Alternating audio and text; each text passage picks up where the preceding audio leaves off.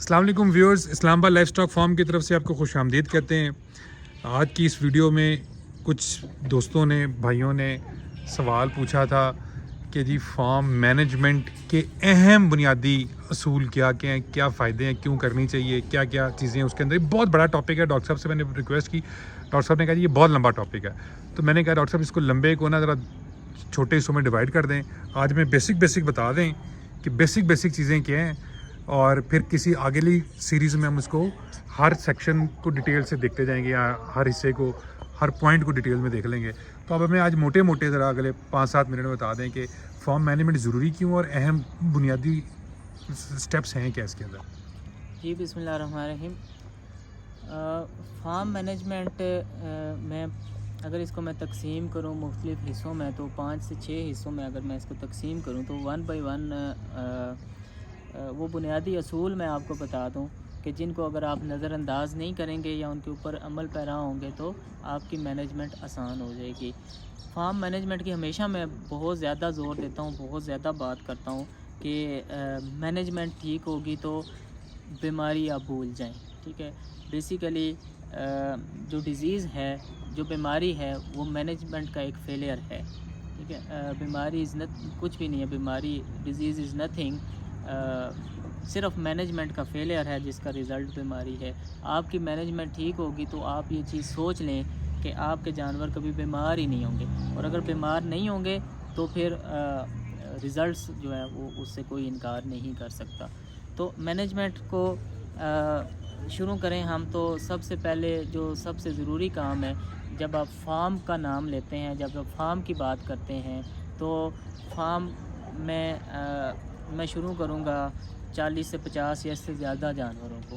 ठीक है, कि आप एक प्रीमिसेस के अंदर रखते हैं और स्टॉल फीडिंग करते हैं, उनको बांध के खिलाते हैं या बांध के भी खिलाते हैं और साथ ग्रेजिंग भी करवाते हैं, वो जो भी आपका मॉडल है। ठीक है, तो उसमें अगर आप बांध के खिलाते हैं जानवरों को तो पहला असूल ये है कि फार्म के ऊपर आप सेक्शन बनाएं।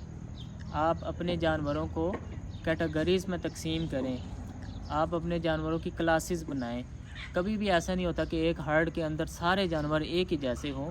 जैसा कि कई दफ़ा न्यूट्रिशन की सीरीज़ में और मुख्तलिफ़ औक़ात में मैंने ये बात वाज़े की है कि जानवर की ज़रूरियात जो है उसकी उम्र और उसकी स्टेज के हिसाब से तब्दील होती रहती हैं।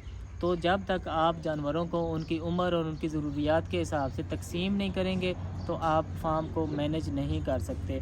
ठीक है, तो मेन सेक्शन में आपको बता देता हूँ कि बच्चों का सेक्शन 3 महीने से कम उम्र जो बच्चे हैं उनका सेक्शन होना चाहिए। 3 महीने से ले के 8 से 9 महीने की उम्र के बच्चों का सेक्शन होना चाहिए। फिर अडल्ट का सेक्शन होना चाहिए। अडल्ट से मेरी मुराद वो जो ब्रीड होने के काबिल जानवर हैं उनका होना चाहिए। ठीक है, फिर गब्बन जानवरों का सेक्शन होना चाहिए, जो जिनकी प्रेगनेंसी 2.5-3 महीने से ऊपर चली गई है, उनका सेक्शन अलग होना चाहिए। फिर जो माएँ होती हैं जिन्होंने बच्चे पैदा किए हैं उनको एटलीस्ट जो है 2 महीने आपको उनका सेक्शन अलग होना चाहिए। इसके अलावा ब्रीडर बकरे अलग होना चाहिए। तो आपके फार्म के ऊपर जितनी भी कैटेगरीज़ मौजूद हैं इनमें से हर कैटेगरी को आप अलग रखेंगे, उनमें पार्टीशन लगाएंगे, उनको तकसीम करेंगे और उनकी सारी मैनेजमेंट फीडिंग, बेसिक फीडिंग है, उनकी फीडिंग उनके हिसाब से होगी। तो सबसे पहले के फार्म के ऊपर सेक्शन बनाएं। दूसरा असूल है कि रिकॉर्ड रखना शुरू करें, रिकॉर्ड कीपिंग करें। ठीक है, रिकॉर्ड कीपिंग के लिए ज़रूरी है कि पहले सेक्शन बने और हर सेक्शन का आप अलग रिकॉर्ड रखें। रिकॉर्ड कीपिंग के लिए आप अपनी फीड का रिकॉर्ड रखें, आप ब्रीडिंग का रिकॉर्ड रखें। अगर आप वज़न करते हैं तो जो कि करना चाहिए, बेशक महीने में एक दफ़ा करते हैं, 2 महीनों में एक दफ़ा करते हैं, तो वज़न का रिकॉर्ड रखें। फिर बीमारियों का रिकॉर्ड रखें, उनका जो इलाज होता है, जो ट्रीटमेंट होती है उसका रिकॉर्ड रखें। ठीक है, ये बेसिक चीज़ें हैं जो आपको हर सूरत लिखनी चाहिए। हमारी ये आदत, हम लिखते नहीं, हम समझते हैं कि हमें बस ये याद रह जाएगी। जब आप फार्म की बात करते हैं, जानवर ज़्यादा होते हैं, मसाइल ज़्यादा होते हैं, आपको नहीं याद रहते। तो ये असूल बना लें कि जो भी इवेंट है, जो भी वाक़या है, ख़ास करके जिनका अभी मैंने ज़िक्र किया है, उनमें से अगर कोई वाक़या है तो उसको हर सूरत लिखें। एक डायरी ले लें, उसके ऊपर ये 4 सेक्शन बना लें। ब्रीडिंग को अलग कर दें, बच्चों की पैदाइश अलग कर लें।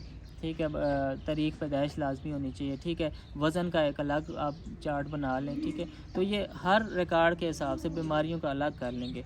آپ لکھیں ضرور، ٹھیک ہے، ریکارڈ کیپنگ ضرور کریں. ریکارڈ کیپنگ نہیں کریں گے، آپ کے پاس ریکارڈ نہیں ہوگا تو آپ کو پتہ ہی نہیں ہوگا کہ آپ کے مسائل کیا کیا ہیں، آپ کی کون سی چیزیں آپ کو نقصان دے رہی ہیں، کون سی چیزیں جو ہیں آپ امپروو کر سکتے ہیں، کون سی چیزیں بہتر کر سکتے ہیں اور کون سی چیزیں آپ اپنے فارم سے ختم کریں گے. یہاں تک کہ جب آپ اپنے جانوروں کی سلیکشن کرتے ہیں سال 2 سال بعد، تو اگر ریکارڈ سامنے نہیں ہوگا تو آپ ہوا میں تیر چلائیں گے، بالکل غلط سلیکشن کریں گے اور غلط کلنگ کریں گے. بالکل تو ٹھیک ریکارڈ کیپنگ دوسرا اصول ہے. ٹھیک. تیسری چیز فیڈنگ مینجمنٹ ہے کہ پہلی چیز تو یہ کہ اچھی خوراک دیں، خوراک پہ کمپرومائز نہ کریں. اگر آپ کاسٹ نہیں افورڈ کر سکتے، جانور کم کر دیں، لیکن تھوڑے جانور ہوں گے وہ پروڈکٹیو ہوں گے، وہ آپ کو نفع دیں گے. اگر جانور زیادہ ہیں اور آپ ان کو گھٹیا کوالٹی کی خوراک دے رہے ہیں یا تھوڑی خوراک دے رہے ہیں تو وہ زیادہ بھی آپ کو کوئی فائدہ نہیں دیں گے، نقصان دیں گے.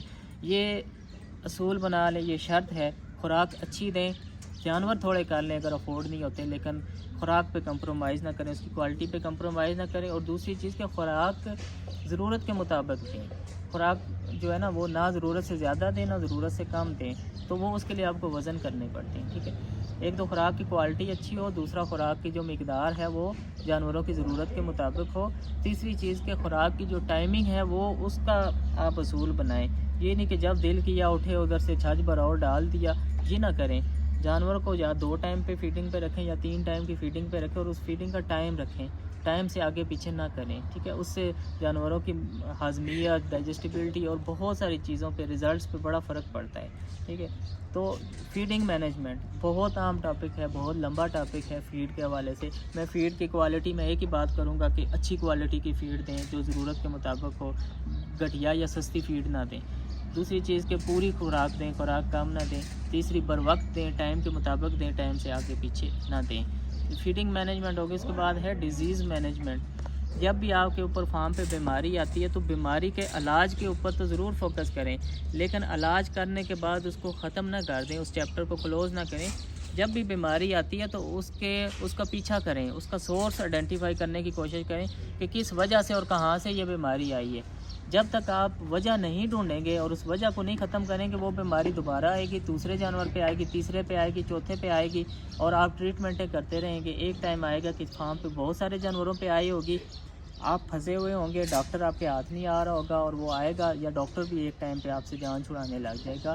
جب تک بیماری کو کنٹرول کی طرف آپ نہیں جائیں گے، بچاؤ کی طرف نہیں جائیں گے، ٹریٹمنٹ کریں ضرور. جو جانور بیمار ہو گیا ٹریٹمنٹ تو کرنا ہی ہے، لیکن ٹریٹمنٹ کرنے کے بعد اس بیماری کی وجہ کو ڈھونڈنے کی کوشش کریں. مجھے یقین ہے کہ جب آپ ڈھونڈنے کی کوشش کریں گے وہ وجہ آپ کو مل بھی ضرور جائے گی جلد یا بدیر.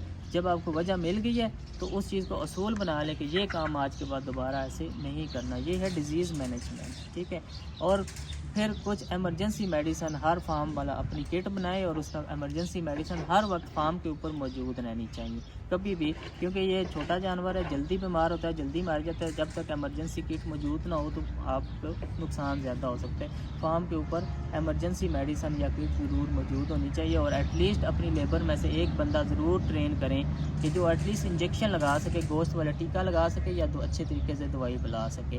جو آپ کا فارم کا کوئی پکا بندہ ہے، ایک اس کو ٹرین کریں کہ وہ بنیادی جو ایمرجنسی ٹریٹمنٹ ہے فارم پہ اوپر جانوروں کی وہ کر سکے.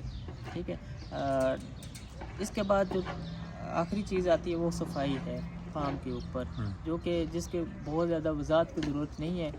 صفائی نصف ایمان ہے، شرن بھی اور ہر طرح سے سائنس بھی اس کی بہت زیادہ جو ہے ہر جگہ اس کی اہمیت بڑی واضح ہے کہ گندگی ہوگی تو بیماری آئے گی، گندگی نہیں ہوگی تو بیماری نہیں آئے گی. تو صفائی کا خیال رکھیں اپنے جانوروں کو. ٹھیک ہو گیا ڈاکٹر صاحب. ویورز، یہ چند بنیادی باتیں ہیں جو ہم نے کی. اس ویڈیو کے شروع میں ہم نے کو بتایا تھا یہ بہت لمبا ٹاپک ہے. ہمارے پاس جو ریکارڈ موجود ہے، ہمیں الحمدللہ پتہ ہے کہ ہماری کون سی بکری کتنے دن لیے اس نے دنوں کے اندر پریگننسی میں کب ڈیلیور کیا، کس دن ڈیلیور کیا، بچے کا ویٹ کتنا تھا، بچے کا باپ کون تھا، اس کا دادا کون تھا، اس کی ماں کون تھی، اس کی نانی کون تھی، ان کے بچے کیا تھے، ان کی پیڈیگری کیا تھی.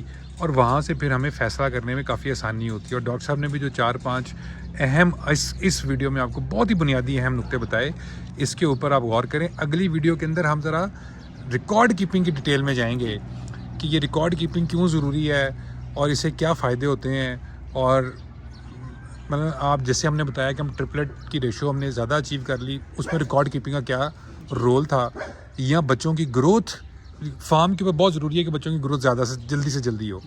ایک اچھی گروتھ ہی فارم کو پازیٹیو کر سکتی ہے. اس میں بھی ہم آپ کو بتائیں گے ریکارڈ کیپنگ کیسے ہیلپ کرتی ہے آپ کو اچھی گروتھ لینے میں. تو ان دوسرے لفظوں میں فارم مینجمنٹ کے اندر ریکارڈ کیپنگ بہت اہم ہے، اور ریکارڈ کیپنگ ہی آپ کو بتاتی ہے، جیسے ڈاکٹر صاحب نے شروع میں بتایا کہ ہم ریکارڈ رکھتے ہیں نہیں، ریکارڈ کا انالیسس بھی کرتے ہیں، اس سے ہم فیصلہ سازی اسی ریکارڈ کو رکھ کے کرتے ہیں. تو ڈاکٹر صاحب بہت شکریہ آپ کا، 4-5 بنیادی اہم نقطے آپ نے بتا دیے. اگلی ویڈیو کے اندر ہم آپ سے ریکویسٹ کریں گے کہ آپ ذرا ان کو ڈائیو ڈیپ کریں، اندر گھسیں ان کے، اور ہمیں ڈیٹیل میں سمجھائیں. ماشاءاللہ میں جو ریکارڈ آپ رکھ رہے ہیں اس سے جو فیصلہ سازی کرنے میں مدد مل رہی ہے وہ ویورز کو بھی ہم بتائیں گے کہ ہم چھپائیں گے کچھ نہیں، ہم چھپائیں گے کچھ نہیں، جو کچھ ہے ہم لوگوں کے آگے شیئر کر دیں گے تاکہ انڈسٹری کو، فارمنگ کو زیادہ سے زیادہ فائدہ ہو. وہ جو آپ شروع میں ایک بات کہتے تھے کہ اگر ملک کو فائدہ نہیں ہو رہا فارمنگ کا تو اس فارمنگ کا کوئی فائدہ نہیں ہے. تو ہوپ فلی ان شاء اللہ تعالیٰ اس سے فائدہ ہوگا. ڈاکٹر صاحب بہت شکریہ آپ کا، thank you very much, thank you, اللہ حافظ.